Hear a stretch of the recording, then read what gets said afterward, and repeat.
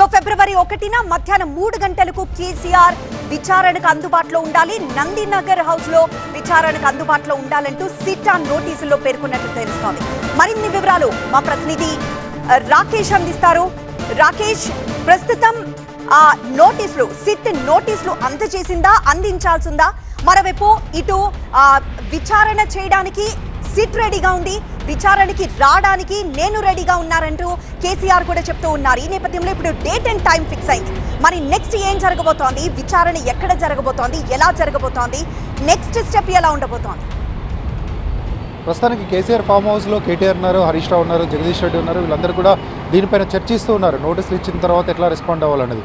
మొదటగా నోటీస్ ఇచ్చినప్పుడు ఆ నోటీస్ రిప్లై ఇస్తూనే కేసీఆర్ స్పష్టంగా దాంట్లో చెప్పారు, ఫామ్ హౌస్ అంటే తాను ఉన్నటువంటి గజ్వేల్ ఉన్నటువంటి ఇల్లు ఏదైతే హౌస్ నెంబర్ పెట్టి ఆ రోజు మెన్షన్ చేశాడో ఎర్రవల్లి నివాసం, దాంట్లోనే ఫర్దర్ కమ్యూనికేషన్స్ చేయండి, అక్కడే విచారణకు రండి, నేను అక్కడే అందుబాటులో ఉంటానని చాలా క్లియర్గా చెప్పారు. దానికి 2 కారణాలు ఉన్నాయి. ఒకటి, 65 ఇయర్స్ అబోవ్ ఏజ్ వాళ్ళని విచారించే క్రమంలో సుప్రీంకోర్టు గైడ్లైన్స్ ఉన్నాయి. ఆ గైడ్లైన్స్ ప్రకారం ఎక్కడ ఉంటే అక్కడికి విచారణకి పోలీస్కి వెళ్లాల్సిందే. రెండోది, జ్యూరిడిక్షన్ అంటూ ఏమీ ఉండదు. సిట్ అనేది స్టేట్ వైడ్గా వేసినటువంటి స్పెషల్ ఇన్వెస్టిగేషన్ టీం. దానికి హైదరాబాద్ జ్యూరిడిక్షనో లేకపోతే సికింద్రాబాద్ జ్యూరిడిక్షన్ అంటూ ఉండదు. ఖచ్చితంగా స్టేట్ మొత్తంలో ఎక్కడున్నా వెళ్ళి విచారించాలనేది బీఆర్ఎస్ తరఫున చెప్తున్నటువంటి వాదన. దానికి యాడ్ ఆన్గా గజ్వేల్ ఎమ్మెల్యేగా కేసీఆర్ ఉన్నారు. ఆ కాన్స్టిట్యున్సీలోనే ఆ నివాసం ఎర్రవెల్లి నివాసం కూడా ఉంది. కాబట్టి అక్కడికి వెళ్ళడంలో పోలీసులకు ఇబ్బంది కూడా ఉండకూడదు. ఇంకొకటి, పోలీసులు చెప్తున్నట్టుగా అసెంబ్లీ రికార్డ్స్లోనో లేకపోతే నామినేషన్ వేసినప్పుడు ఆ నామినేషన్ అఫిడవిట్లోనే ఒక అడ్రస్ మెన్షన్ చేశారు, నందినగర్ అని. కానీ అక్కడ మెన్షన్ చేసినంత మాత్రాన అక్కడ ఉండాలని ఏం లేదు. ఏ ఎమ్మెల్యేనైనా ఎంపీ అయినా ఒకప్పుడు అంటే ఎలక్షన్ టైంలో ఉండే నివాసంలోనే ఉండాలని లేదు. తర్వాత మారుతూ ఉంటారు, ఎమ్మెల్యే క్వార్టర్స్కి వెళ్తూ ఉంటారు, మినిస్టర్ క్వార్టర్స్ వెళ్తూ ఉంటారు, అడ్రస్లు చేంజ్ అవుతూ ఉంటాయి. సో అది పెద్ద విషయం కాదు. ఖచ్చితంగా సుప్రీంకోర్టు గైడ్లైన్స్ ప్రకారం ఆయన ఉన్నటువంటి నివాస ప్రాంతం ఎర్రవెల్లి నివాస ప్రాంతం, ఆయన ఎమ్మెల్యేగా ఉన్నారు, ఆ కాన్స్టిట్యున్సీలో అందుబాటులో ఉన్నారు. అక్కడికే ఫర్దర్ కమ్యూనికేషన్ అంతా కూడా పోలీసులకు నోటీసులు ఇచ్చినా విచారణకు వచ్చినా అక్కడికి రమ్మని చెప్పారు. కాబట్టి అక్కడికే రావాలి. ఇలా పోలీసులు ఖచ్చితంగా ఈ జ్యూరిడిక్షన్లోనే హైదరాబాద్లోనే వితిన్ సిటీలోనే విచారణ చేయాలని కోరడం కరెక్ట్ కాదు అంటూ నిన్నటి నుంచి బీఆర్ఎస్ నేతలంతా చెప్తున్నారు. ఇప్పుడు బీఆర్ఎస్ నుంచి ఆ పార్టీ అధ్యక్షులుగా ఉన్నటువంటి కేసీఆర్ ఎలా రియాక్ట్ అవుతారు? వస్తానంటారా, లేదా పోలీస్ స్టేషన్కి వస్తానంటారా? ఎర్రవెల్లి ఫామ్ హౌస్కి రాకపోతే కోర్టుకి వెళ్ళి ఖచ్చితంగా నిన్న ప్రాంతానికే పోలీసు రావాలని చెప్పేసి కోర్టుకు వెళ్తారా?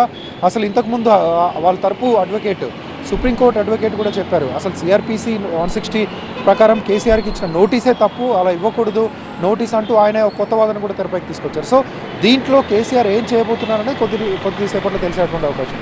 ఇంకొకటి, నోటీస్ ఇవ్వడానికి వెళ్ళిన పోలీసులకి నందినగర్ నివాసంలో ఎవరు లేకపోవడం అనేది ఇప్పుడు చూస్తూ ఉన్నాం.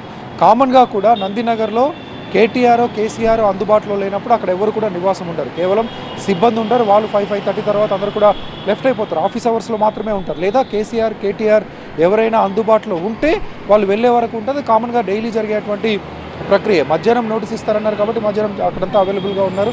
5:30 తర్వాత రోజు జరిగే కామన్ ప్రక్రియ, అక్కడ కామన్ సినారియోనే. సిబ్బంది అంతా కూడా పిఏలు కానీ అక్కడ ఉండేటువంటి ఆ క్యాంపు ఆఫీస్ మెయింటైన్ చేసేటువంటి పర్సన్స్ కానీ వీళ్ళంతా కూడా వెళ్ళిపోతూ ఉంటారు. ఇదంతా కామన్గా జరిగేది. సో నోటీస్ ఇచ్చిన తర్వాత ఆదివారం మధ్యాహ్నం 3 గంటలకు రమ్మని నోటీస్లో ఉన్నట్టుగా మనకు తెలుస్తుంది. ఆదివారం కూడా సెంట్రల్ బడ్జెట్ ఉంది, దాంతోపాటు సండే అనే ఒక ఎగ్జామ్షన్ కోరేటువంటి ఛాన్స్ ఉంటుంది.